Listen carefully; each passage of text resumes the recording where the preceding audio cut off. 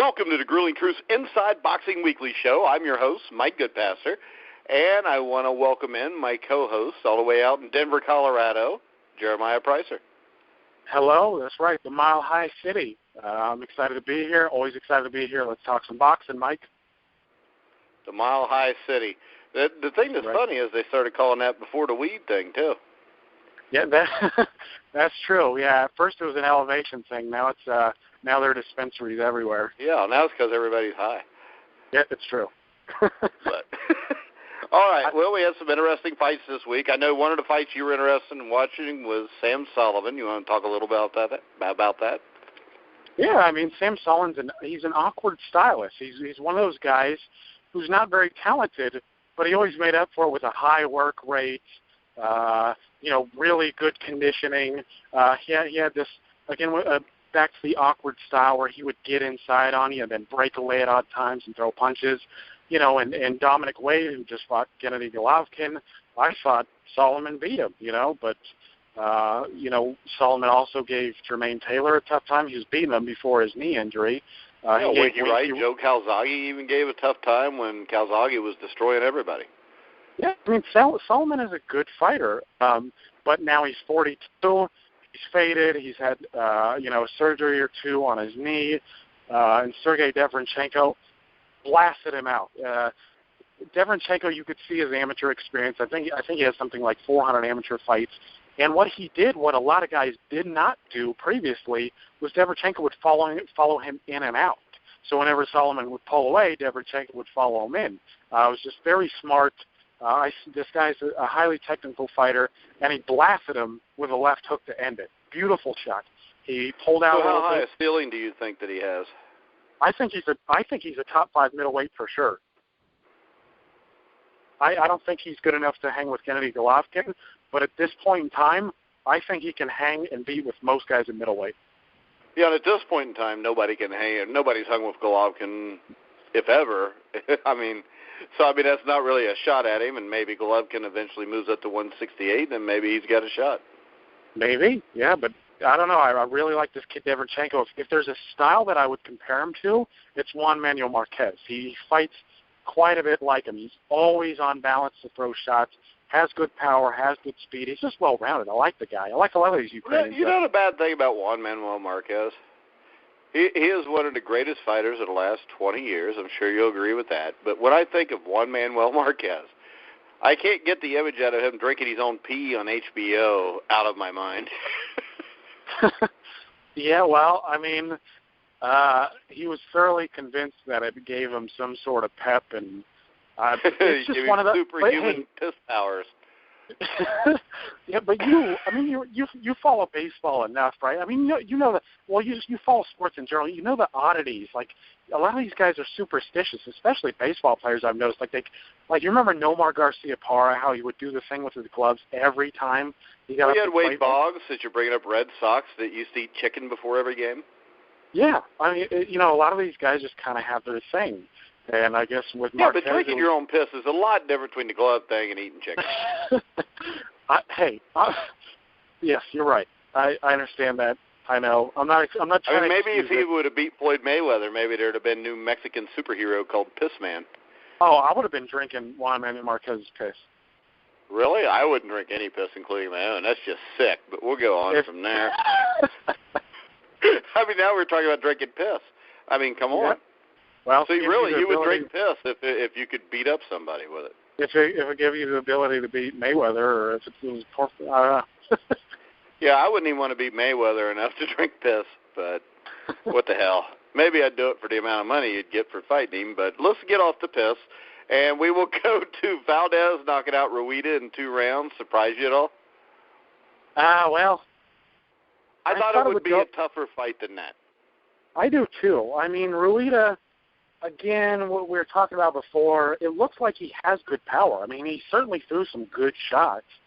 But the problem is he didn't have the schooling that Valdez had. And not, on top of that, it was kind of tough to tell how good Rueda's defense was from the little video footage that I watched beforehand. And in that fight, it was exposed. He had a tendency to drop his right hand whenever Valdez would feint the left hook. So it just there was two different classes there. Maybe Rueda will get to the point where he can be a serious contender, but Valdez, to his credit, he looked really good. He looked quick. He looked powerful. Had great timing. I really want to see this kid against legitimate featherweight. So do you think it would help Rueda's skill level if he would drink some of his own piss? Yeah, I think so.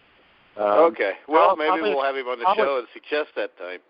Yeah, I mean, not only if he started drinking piss, but I think if he got on the pet plan, if he invited Memo Heredia into his camp, I think that would help a bit too.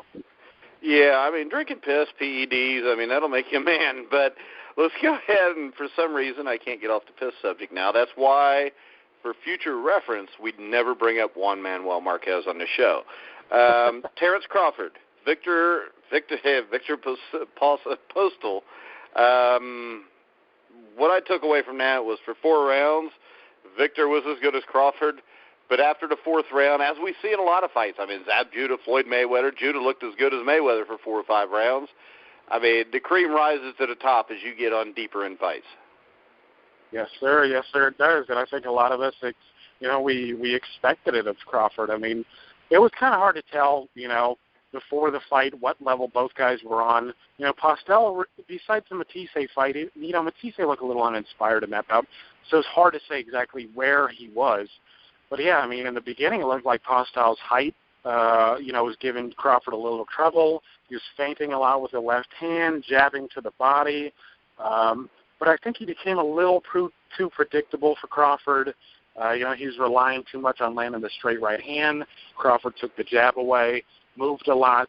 I thought it was a really good performance from Crawford. I wish, if there's any knock, I wish he would have tried to go for the stoppage. There were times. I mean, he knocked him down twice. Though Postol didn't look out of it. He was shaky certainly, but he wasn't hurt seriously. But I would have liked to see Crawford go for the gusto and try to finish the job. But it was a lineal, establish a new line at 140, and I'm excited to see what Crawford will do in the future. Yeah, and I think that was the difference. And you had a guy that's a really good fighter fighting a guy that is borderline great fighter. And he may be a great fighter right now. I think we're going to find that out shortly, but I think that was the difference there. I think Postil is a really good fighter, and I think Crawford is a great fighter. Where do you think Crawford goes? I know Manny Pacquiao, Bob Arum are saying they're going to do that fight. Do you think that will come off, and what's your opinion of that one? Well, as a fan, I would love to see that come off. It's Pacquiao, even though he's past prime, just looking at him, what he did against Bradley, he is still one of the best fighters in the world. He still looks really good. Crawford looks like he could be on his way to something special. Crawford reminds me a little bit of he's kind of got a little haggler in him, where he can switch stances. He's got good speed, got good pop. But I would like to see the fight just because I think it would be a good passing of the torch moment. I would favor Crawford there to win by decision, and I just think it'd be it'd be a nice name on both of their resumes. I think it would do good business. I think it would be a really, really good fight. And Top Rank, again, they like to set up fights where both are under their promotional banner. I just think it's a win-win. I would love to see that, and so long as they could put a good undercard on it, I think it might be worth paying. Yeah, if you've got a good undercard, and it's according to what they're going to charge too. I would think you'd probably see $69.95 for the fight. Yeah, probably something. I think kind of a stretch. Manny Pacquiao 3-4 years ago against Terrence Crawford today, yeah, I'd pay that. But I'm just afraid that you're going to see, like we talked earlier off air, just what are those times when you get a guy that just stays around a little bit too long, bites off more than he can chew, and gets beat up by a guy that he would have terrorized 5 years before. Yeah, I agree. Hopefully, I don't know. It's hard to say with Arum how much sense he has anymore, getting a little long in the tooth, but I just want to see the fight. Well, I'm watching it regardless if it's expensive or not because I'm necessarily paying for it, but because it's a great fight and I wouldn't miss it, and those are the sort of fights that we need anyways. It's just good for boxing. Yeah. And, if you've got, with the fights we've got coming up, or looks like we got coming up, especially at light heavyweight. I mean, it would make for a very interesting fall and winter. Let's go ahead and look ahead. I know you did a top 25 United Kingdom fighters or boxers a couple weeks ago on the grulingtruth.net. You had Josh Warrington on there. He's going to fight Patrick Hyland, who's coming off being destroyed by Gary Russell. Any interest in this fight? That's a decent fight. I mean, Hyland, like you said, he was whooped by Gary Russell Jr. And Hyland, to me, same with Warrington. I don't see Warrington or Hyland as being world-class fighters. To me, they're good, domestic fighters. They're good British-level guys. And that's good, because the British scene is good. Is hot they right can make a lot of money being good British fighters. Right, and Warrington, he has a huge following. He's much like Ricky Hatton in the sense that he has a lot of blue-collar guys that follow him, and he's just kind of one of the regular Joes. You can see. Come on, Jeremiah. There's only one Ricky Hatton. That is true, and I wrote a nice article about him. But anyways, back to the Warrington Hyland part. I expected it to be a competitive fight. I do expect Warrington to. He's got a high work rate, high-engine guy. He doesn't have power, but I don't expect that to hurt him too much here. I think Warrington decisions him, but again, if Warrington gets past him, you never know. We might see him against Lee Selby or something in a big domestic showdown, but it's a good scrap. All right, that brings us to Ilio Rojas, whose last win was against Goody Espadas Jr. We'll fight Mikey Garcia. I think this is more of a just keep Garcia busy fight. What's your take on Garcia? I think Garcia, from everything that I've seen, it looks like Garcia stayed in training. He hasn't really ventured too far away from the gym. He hasn't gotten plump or, indulged too much on the finer things in life. So I expect Garcia to have some ring rest.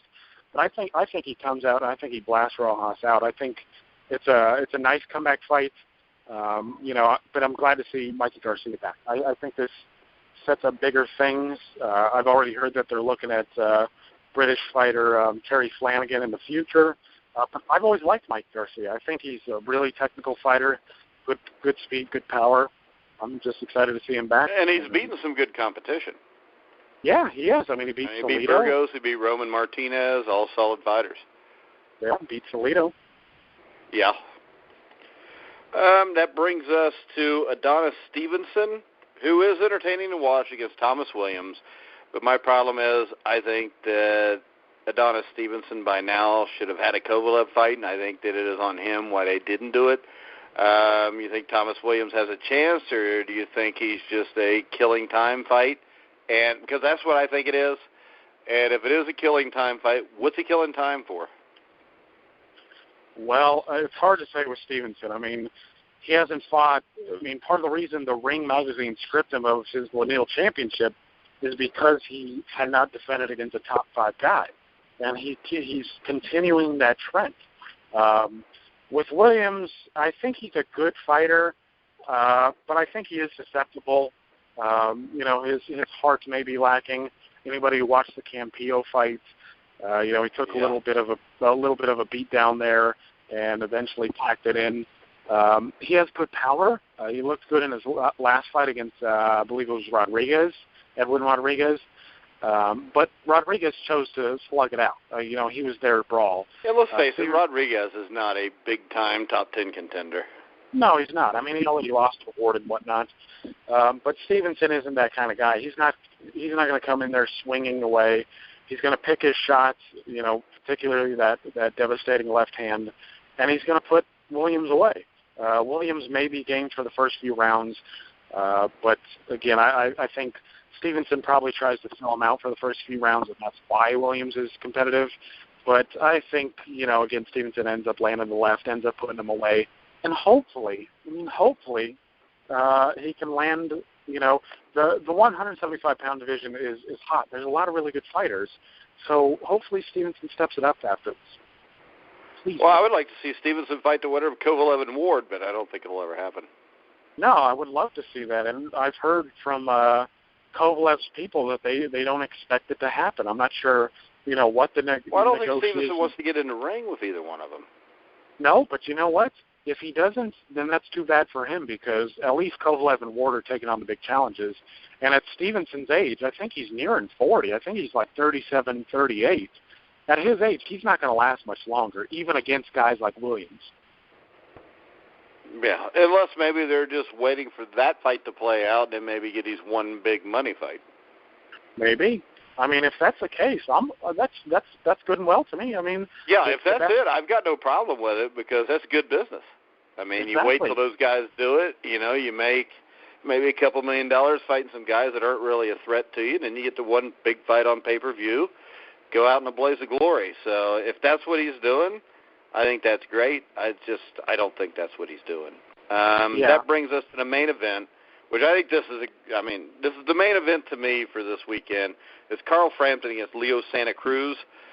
Frampton beat Scott Quiggy's last time out. Really good fighter. Cruz's last fight out beat Kiko Martinez. Also has wins over Abner Mares, Christian Mahares. I know they were a little bit older, but I think this is a great matchup. Yeah, I do too. It looks like two featherweights, two guys who are at weights they enjoy. They're in their prime. They're both damn good fighters. It's in a traditional weight class, which is one thing that I put some emphasis on.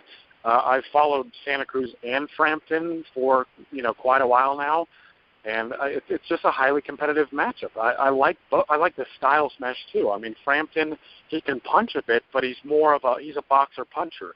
Santa Cruz is a high volume guy who comes at you, good chin, and he proved against Mares that he's certainly a world class fighter. I mean, and some of us had questions, with a lot of the older guys that he beats, but no, he's certainly a legitimate threat, and I'm excited to see how this one plays out. If I'm going to analyze, I think that Santa Cruz probably pulls it out either by a late stoppage or a decision. The reason I think that is because Frampton, he's a good boxer. He can do a lot of things really well. But one thing I noticed in the Scott Quigg fight is that later in the fight, when Quigg actually started letting his hands go, a bigger guy, which Santa Cruz is as well, when Quigg started letting his hands go, he started landing a bit. He started kind of taking over a bit. And I think that the same type of thing will play out in this fight, where Frampton will look good really early. He'll use his jab, land some good shots. He'll certainly land good shots because Santa Cruz, he doesn't move his head very well at all. He just stands there with a high guard. So I think Frampton does, a little bit of damage early, boxes well, but, Santa Cruz just keeps pouring on the pressure, and eventually either breaks him down or Frampton survives barely until the end. All right, so we just talked about our main event. I agree. I'm going to take Santa Cruz also. I think it's going to be a great fight, though. But on the undercard to that, you got Paulie Malignaggi versus Gabriel, which I don't know if his parents got drunk and just spelled Gabriel wrong, but Gabriel Preisser against Paulie Malignaggi. What's your take on that? What is called out our walkout bout for the evening that we preview? I don't know, man. I think maybe you're drunk because I'm looking at his name and I see Gabriel. Well, it says, on the thing I'm looking at, this is what I'm wondering. It says Gabriel. I said, that can't be right. What the hell? Yeah, yes, I may be drunk, but I'm not that drunk. I can read. FightNews.com screwed that up, guys, so it's Gabriel Preisser then. Or Preisser. Did I get that right? We all know I'm bad with names. Yeah, it's probably Preisser, but the last name's not a big deal. The ring got it right, but it's just a local prospect against Paulie Malignaggi, fading Paulie Malignaggi. And Malignaggi, I think, is being smart about how he's finishing his career. After he got booked by Sean Porter, he's just been taking some smaller level fights. Like I believe he had one or two fights in Italy. One was for like some EBU title or something. I can't even remember. But he's dropped his level. He's fighting to a proper level. And I think it's an interesting fight between a local prospect and an old guy. I don't know much of Preisser, but I think Paulie Malignaggi probably has enough left in the tank to edge him. All right, so over the last month we've had, or a month or two, we've had Keith Thurman, Guillermo Rigondeaux, Kovalev, Golovkin. All these guys have fought a little bit. Terrence Crawford, Canelo Alvarez. Right now, who would be your number one pound-for-pound guy? Pound for pound, I'm still taking Chocolatito. I'm still taking Roman Gonzalez. Roman Gonzalez, yeah. Yeah, he's just such a I know a lot of people who love Ricardo Lopez. You remember him, the guy who... Yeah, the little flyweight. Yeah, he started off at 105 and then went to 108, and he finished his career at 108. He's 51-0 with one draw, and that being, one of those being against his toughest opponents. But the one thing I really like about Roman Gonzalez is not only his relationship to Alexis Arguello, but the fact that he's just really motivated. I mean, he's a go-getter, and this is something that we don't have in boxing anymore. Well, it's not like it used to be where there are plenty of them, but he's just a go-getter. That's pretty much what we face life day to day anymore. I mean, it kind of mirrors the way real life is. Yeah. Not a lot of people are real motivated anymore. Everybody just wants to show up, get paid, and go home. That unfortunately, that's true. I mean, I'm not an old guy, but I certainly have worked around enough younger people to notice that each successive generation is getting a bit easier and a bit easier. I've worked. I am old, so when I say that, you got to believe it. No, certainly I believe you. I mean, I talk to my grandparents when they are alive, and I speak with a lot of older people, and of course, a lot of them shake their heads at just how easy a lot of the younger people have it. I mean, it is easy. A lot of kids don't want to work for it anymore, but Gonzalez isn't one of those guys. He started off at 105, went to 108, 112, and he's fighting the best guys that he can get his hands on. And so he's already a 4-division titleist. He might be a 4-division champion, but I know he is at 112. But he's moving to 115, and I think from what I've heard is that he's fighting Carlos Cuadras, for another title and another division. I just love his motivation. He's undefeated. A lot of the smaller guys get a little traction with the hardcore fans. But, I would have him number 1. I would probably have Kovalev number 2. So if Kovalev was to beat Ward, would you consider moving him up then? I would, because I would personally, I would say that Kovalev's win over Ward trumps Gonzalez's best win. Well, I would go this far. I think whoever wins Kovalev-Ward is number 1. I agree. I do agree. Even though Ward hasn't been that active lately, a win over Kovalev, who is devastating, I think that does it for him. But because nobody else has even put up a fight with Kovalev, and really, when you switch it around, nobody's really gave Ward much trouble.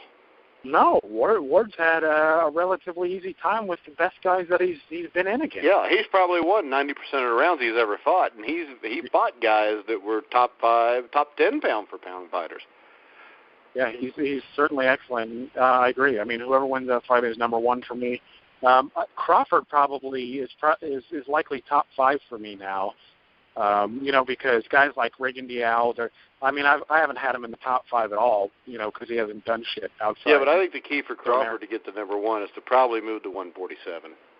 It is. I mean, again, as a guy who likes traditional divisions, and Crawford came in at 157. He was 157 pounds when he entered that. Yeah, that so fight 147 should not be a problem for him. No, it's not. It might actually make him even stronger. It might. And one thing that I do know is he's going to be a handful for all of the best guys at 147. I would favor him against just about anybody at the moment. Yeah, I mean, really, if I had to sit down and give you my top 5, I think he would be 3 or 4. Yeah, I agree. I think as much as I like Golovkin, I may put Crawford above him at the moment because, the problem with Golovkin is it's not that he doesn't want the best fights, he's just not getting the best fights. So yeah, but he's beating everybody. You look at the top 10, the majority of those guys he's cleaned out. Yeah. And the guys that he hadn't are guys that are afraid to fight him, so to me that's no contest. But, if you look at the guys that Golovkin's beaten, they were all really good boxers, and nobody beats them the way Golovkin does. No. Golovkin is the favorite with anybody that he fights at 160, whether it's Canelo but I think if Crawford was to beat Pacquiao, then I think I would put Crawford over top of him. Definitely. Because I think Pacquiao still, if you watch Pacquiao-Bradley, Pacquiao's still a hell of a fighter. Oh, yeah. Because Bradley was a top, 3 welterweight or something? Tim Bradley's a hell of a fighter. Nobody can take that away from him. Tim Bradley's a hell of a fighter. He's not a legend. He's not great, but he's very, very good. Well, and the funny thing is, we talk about Andre Ward and how skilled he was. You know who Andre Ward considers his toughest challenge to this day? Timothy Bradley. He fought him in the amateurs. Yeah. But it's the amateurs where you just got to touch somebody. But it's still, to me, the fight that impressed me the most about Bradley was after the first fight where they gave him the decision against Pacquiao, and he comes out and he fights Provodnikov, and everybody thinks he's going to box him, and he actually stood there and went to war with him and beat Provodnikov at his best. And the thing I will really say about that fight is this. I think that Provodnikov, after that fight, was never the same again. I think Bradley beat a lot of the fight out of him. Yeah, I think so, too. I mean, a lot of people forget how many punches that Bradley really landed in that fight. He landed a that fight was an absolute war. They both, I mean, they just stood there and they traded. And really, Provodnikov was one of my favorite fighters because who doesn't like a guy that goes to war every time? But since you've seen him every fight after that, he seems slower and slower. And I think he really took something out of him. I do. Yeah, I do, too. But, the cool thing is Bradley, he's taken his fair share of whoopings, too, but he still shows up time and time again. I'm actually quite impressed. And he puts on a show. Yeah, well, and not only that, he has a tendency to balloon up in weights when he's not fighting. He's like 180-something pounds when he's not fighting. But when it comes to training, there aren't very many more who train as hard as him. Yeah, I'll tell you, though, to tell you the truth, Jeremiah, I balloon up between training, too. Yeah. Between fights, I'll balloon up also. I can't help it, but... But, hey, guys, we want to make sure you check us out again next week. The show will start being every Sunday night. I know you're listening to us probably Tuesday during the day. Make sure you check us out. Check us out at thegruelingtruth.net. You can catch Jeremiah's articles, my articles. Got CFL writers, NFL writers, Major League Baseball writers. Make sure you check all that out. Our shows can be heard on Spreaker, Stitcher, iHeart, TuneIn, Google Music. Did I say iTunes? Just any place you can find podcasts, you'll find The Grueling Truth. This week coming up, we'll have another fantasy football show with Matt Andrews-Scavage, so make sure you check that out. Tomorrow night, or Tuesday night, we will have up the CFL Weekly Pick'em Show, which will be with myself, Os Davis, Brian Schmidt, former CFL quarterback, Hall of Famer Dieter Brock, also former CFL four-time Grey Cup winning running back Robert Drummond. So make sure you check that show out also. So any final words, Jeremiah? No, just looking forward to this weekend. It's the card's packed in New York. It's packed in England. I'm just excited to watch some boxing. That's all. Well, most definitely. We will be back next Sunday night to talk about those and talk about the weeks coming up. So make sure you check us out on Inside Boxing Weekly on thegruelingtruth.net. So for Jeremiah Preisser, I'm Mike Goodpaster. You've been listening to The Grueling Truth, where the legends speak.